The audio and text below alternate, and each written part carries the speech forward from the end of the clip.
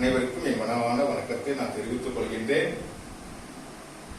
9/9/1978 பிறந்த ஒரு பெண்ணினுடைய ஜாதகம் இது. கும்பலக்னம். இந்த பெண் பிறந்தது கும்பலக்னம், அனுஷ நட்சத்திரம், விருச்சிக ராசியில் இந்த பெண் பிறந்திருக்கிறார். இப்போ இந்த மாதிரி ஒரு ஜாதகம் தன்னுடைய திருமண வாழ்க்கையை எப்படி தேர்வு செய்து கொள்ளும் என்பதுதான் இந்த ஜோதிடா இந்த ஆய்வினுடைய கட்டளையினுடைய மெயின் நோக்கம். லக்னம் கும்பலக்னம், 2 கேது, கடகத்தில் குரு உச்சம், 7 சூரியன், புதன், சனி, 8 செவ்வாய், ராகு, 9ஆம் இடத்தில் சுக்கிரன், 10 சந்திரன். இப்போ இந்த பெண்ணுடைய ஜாதகம் என்ன சொல்கிறது? தன்னுடைய திருமண வாழ்க்கையை இவர் எப்படி நிர்ணயம் செய்து கொள்வார்? இதான் இந்த ஜாதகத்துடைய ஒரு ஆய்வாக. இப்போ இந்த ஜாதகத்தில் குரு உச்சம் பெற்றிருந்தால் நலம் செய்வாரா என்பதுதான் இப்ப கேள்வி. இவர் நலம் செய்யக்கூடிய வாய்ப்புகளை குறைவு. யார் என்னால் தன்னுடைய கணவருக்கு இவர் நலம் செய்யக்கூடிய ஒரு வாய்ப்பு குறைவு.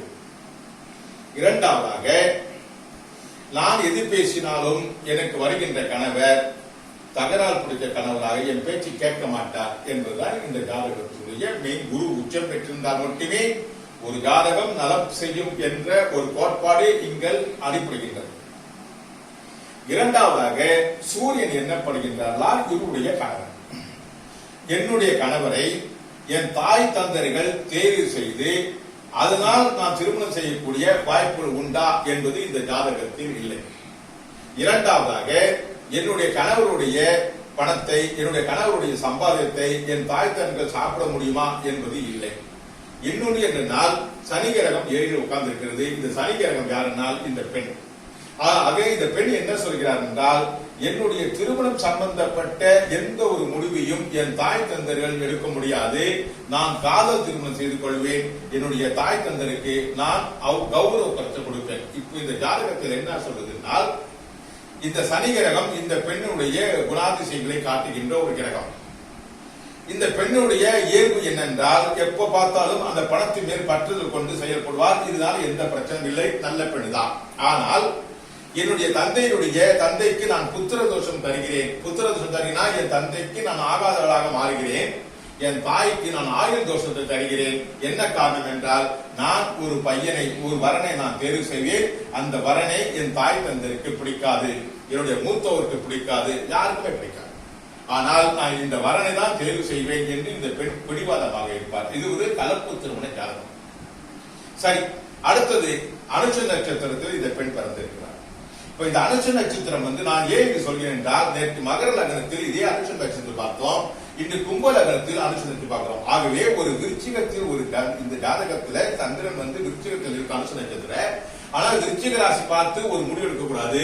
ஒவ்வொரு லக்னம் மாறுகின்ற போது இந்த ராசி கட்டங்கள் மாறிக்கொண்டே இருக்கின்றன, அது பலன்கள் மாறிக்கொண்டே இருக்கும்.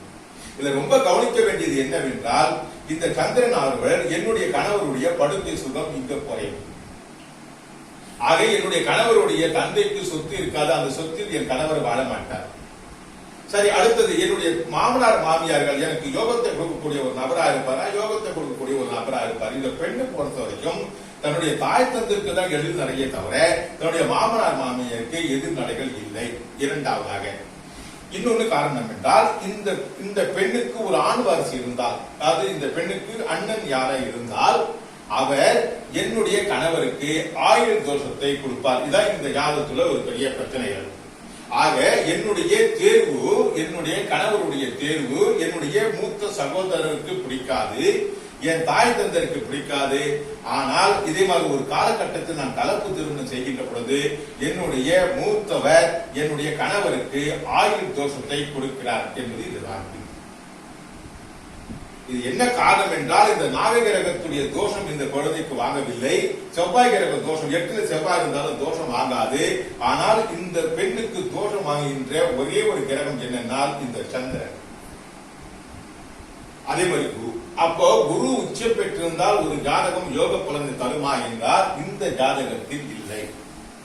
ஆக இவருடைய கணவர் நல்ல வேலையில் இருப்பார், இவருடைய கணவர் சொத்து சுகத்தில் இருப்பார், எல்லாம் இருப்பார். ஆனால் என்னுடைய பேச்சை என் கணவர் கேட்க மாட்டார். அப்போ என்னுடைய முதல் குழந்தை, என்னுடைய கணவருக்கு பிறக்கின்ற முதல் குழந்தை என் கணவருக்கு எதிரியாக மாறுவார்.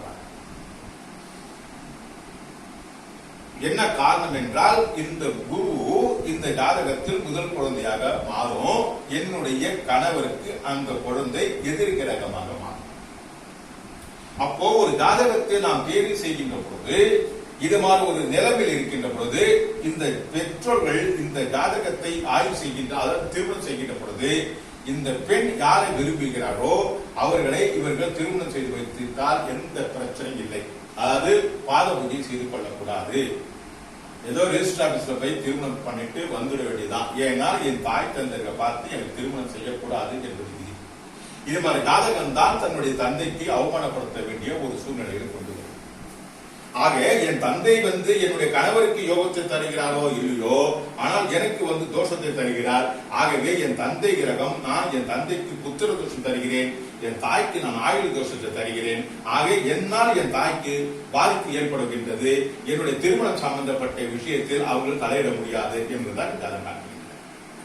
ஆகவே அன்பர்கள் என்ன நான் சொல்கிறேன் என்றால், இதே மாதிரி ஒரு ஜாதகத்தை உங்களுடைய குழந்தையை பெற்றுவிட்டாலோ, இது மாதிரி ஒரு சூழ்நிலைகள் வருகின்ற பொழுது நீங்கள் கோபப்படாமல் அந்த குழந்தையுடைய ஜாதகம் என்ன சொல்கிறதோ அதே மாதிரிதான் நீங்க வாழ்க்கையை அமைத்துக் கொள்ள வேண்டும்.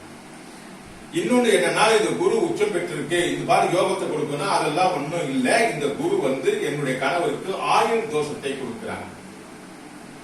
நல்ல ஞாபகத்துக்கு, ராஜீவ் காந்தியுடைய ஜாதகத்தில் 1991 இதே குரு இங்கு உட்கார்ந்து இருந்தார், சனி இங்க உட்கார்ந்து இருந்தார், அவர் ஆயுள் முடிச்சிட்டார். இது 78, அது 91. என்ன காரணம் என்றால், குரு நல்லது செய்துவிடும் என்று நீ நினைப்பது என்பது தவறு.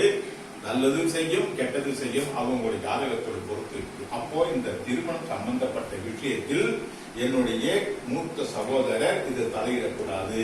என் மூத்த சகோதரர் என்னுடைய கணவருக்கு ஆயுளை நோட் பண்ணுகிறார்.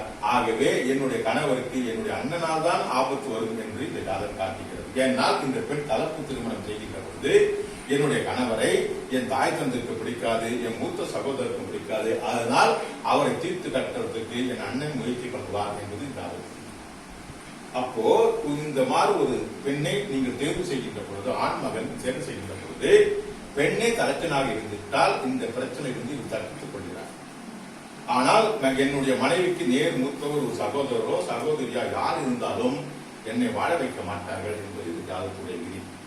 ஆகவே ஒரு ஜாதகத்தை நாம் ஆய்வு செய்கின்ற பொழுது, ஒரு ஜாதகத்தை தேர்வு செய்கின்ற பொழுது அவருடைய வாழ்க்கை முறைகள் எப்படி அமைத்துக் கொள்கின்றன என்பதை நாம் முதலில் தெரிந்து கொள்ள வேண்டும். அதனுடைய அடிப்படையில் தான் இந்த ஜாதகத்தை நாம் தேர்வு செய்து அவருடைய வாழ்க்கையை அமைத்துக் கொடுக்க வேண்டும். இவருடைய தாய் தந்தைகள் என்னாலாம் முடியாது, நான் சொல்கின்ற பையனை தான் நான் திருமணம் செய்து வைக்கணும் என்று இந்த ஜென்மத்தில் முடியாது. அவங்க 2 பேர்கள் யாராவது ஒரு ஆள் இறந்த பிறகுதான் இந்த ஜாதகத்தை பேச ஆரம்பிக்கும் என்று இந்த ஜாதகத்துடைய. ஆக இந்த பெண் ஜாதகத்தில் என்னுடைய கணவருடைய முதல் குழந்தை என் கணவருக்கு ஆபத்து கொடுக்கக்கூடிய ஒரு நிலைமையில் இருக்கின்ற பொழுது, இது அதாவது குழந்தை பிறக்கின்ற பொழுது, இது மாதிரி ஒரு சூழ்நிலை வருகின்ற பொழுது நல்ல நேரம் பார்த்து குழந்தையை எடுப்பது, சிசரிங் பண்ணி எடுப்பது, இது மாதிரி ஜாதகத்திற்கு ஒரு பாதுகாப்பு கொடுக்கலாம்.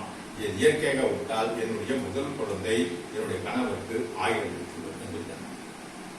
ஆக ஒரு ஜாதகத்தை நாம் ஆய்வு செய்து, செவ்வாய் தோஷம் 8 இருந்தால் இல்லை, செவ்வாய் ராகு 8 ராகு இருந்தால் இல்லை, 2 கேது இருந்தால் இல்லை. இதெல்லாம் இந்த குழந்தைக்கு, இந்த பெண்ணுக்கு யோகத்தை கொடுக்கக்கூடிய ஒரு வாய்ப்பு இருக்கிறது. இந்த பெண்ணுக்கு மிகவும் மோசமான ஒரு நபர் யாருனால் இந்த சந்திரன் அனுஷ நட்சத்திரம். என்ன காரணம் என்றால், என்னுடைய கணவருடைய படுக்கை சுகம் குறையும். அப்போ இந்த பெண் யாரை தேர்வு செய்கிறாரோ அவர் நேர கட்ட நேரத்தில் தூங்கக்கூடிய ஒரு நபராக இருப்பார், தொழில் யோகத்தில் இருப்பார். அப்போ இவருடைய தூக்கம் குறைவு, அதே மாதிரி ஒரு வேலையில இவர் இருப்பார், கம்பெனியில இருப்பார். ஆனால் இந்த ஜாதகத்தில் நான் என் கணவர் பேச்சு கேட்பேன், ஆனால் என் கணவர் என் பேச்சு கேட்க மாட்டார். அப்ப அட்ஜஸ்ட் பண்ணி கேட்கலாம். ஆகவே அன்பர்கள் நான் திருப்பி என்ன சொல்கிறேன் என்றால், உங்களுடைய குழந்தை ஜாதகத்தையோ இல்ல உங்களுடைய ஜாதகத்தையோ என்ன சொல்லுகிறது என்பதை நீங்கள் முதலில் தெரிந்து கொள்ளுங்கள். இதிலிருந்து விடுபடுறதுக்கு சில வழிமுறைகள் இருக்கின்றன, அந்த வழிமுறையிலிருந்து விடுபடுத்திக் கொள்ளுங்கள். ஏனால் நாம் தான் மிகவும் புத்திசாலி என்பது நாம் நினைக்க வேண்டாம். கிரகத்துக்கு பலம் அதிகம். ஆகவே அந்தந்த கிரகங்கள் தன்னுடைய தசாபுத்திகள் வருகின்ற பொழுது அதனுடைய வேலையை காட்ட ஆரம்பிக்கும். இந்த மாதிரி ஒரு காலகட்டத்தில் இந்த குரு இந்த மாதிரி இந்த பொண்ணுக்கு குரு தன்னுடைய கணவருக்கு ஆயுள் தோஷம் கொடுக்கின்ற பொழுது கணவர் ஜாதகம் யோகத்தில் இருக்கிறதா என்பது பார்த்துக் கொள்ள வேண்டும். அப்படி இல்லை என்றால், அதே மாதிரி யோகத்தில் தரவில்லை என்றால் அந்த கணவரை தத்து கொடுக்கலாமா என்று நம்ம யோசனை பண்ணி தத்து கொடுத்து காப்பாற்றிக் கொள்ளலாம். அவை எவ்வளவு வழிமுறைகள் ஜோதிடத்தில் சொல்லிக் கொண்டு இருக்கின்றன. ஆகவே அன்பர்கள் தன்னுடைய குழந்தைகளுடைய ஜாதகத்தை தயவு செய்து என்னுடைய வாட்ஸ்அப் நம்பரில் 9600233910 என் வாட்ஸ்அப் நம்பரு. இந்த நம்பருக்கு நீங்க அனுப்பிடுங்க. எல்லா டீடைல்ஸ் அதுல வரும். பெடரல் பேங்க் அக்கௌண்ட்ல நீங்க வெறும் 500 ரூபாய் மட்டும் போட்டால் 2-3 நாள்ல உங்க ஜாதகத்தை நான் கணக்கு அனுப்புவேன். இரண்டாவது, தெளிவாக எல்லா விவரத்தையும் அதை கொடுத்து அனுப்புறேன். அது மாத்திர வாழ்க்கையை அமைத்துக் கொள்ளுங்கள். இரண்டாவதாக, இந்த சேனலை பார்க்கின்றவர்கள் நீங்கள் இந்த சேனல் உங்களுக்கு பிடித்திருந்தால் நீங்க சப்ஸ்கிரைப் பண்ணுங்க, ஷேர் பண்ணுங்க. எல்லாரையும் இந்த ஷேர் பண்ணி இந்த ஒரு ஜாதகத்தினுடைய ஆய்வு ஒருத்தருடைய வாழ்க்கையை எப்படி மாற்றுகின்றது என்பது நீங்கள் தெளிவுபடுத்த வேண்டும். தெளிவுபடுத்திவிட்டு மற்றவர்கள் தெளிவுபடுத்திக் கொள்ளுங்கள். என்ன காரணம் என்றால், ஜோதிடம் என்பது ஒரு பெரிய கலை.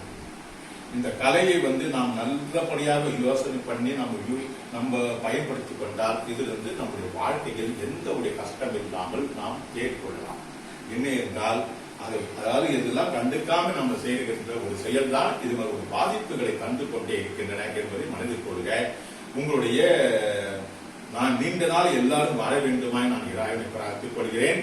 நீங்கள் இந்த ஜாதகத்தை 9600233910 என்ற வாட்ஸ்அப் நம்பரில் நீங்கள் தொடர்பு கொள்ளுங்கள்.